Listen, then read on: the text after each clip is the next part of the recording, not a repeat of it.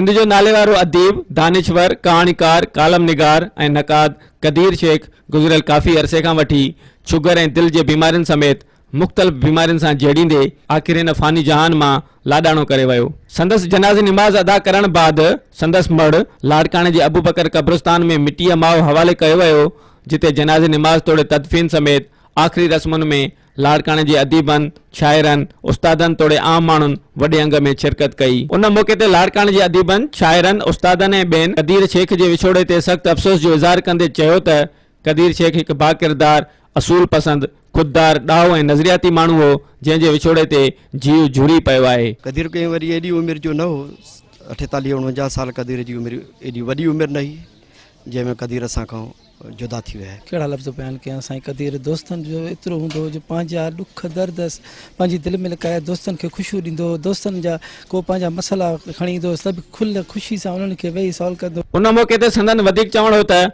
कदीर शेख इंतहाई ज़हीन ऐं पाण हिकु इदारो हो जेको गुज़िरियल काफ़ी अरसे खां वठी दिलि ऐं शुगर जी बीमारियुनि समेत मुख़्तलिफ़ बीमारियुनि सबबि लाड़काणे ऐं कराची जे मुख़्तलिफ़ इस्पतालुनि में दाख़िल रहियो ऐं पाण इलाज वठंदो रहियो।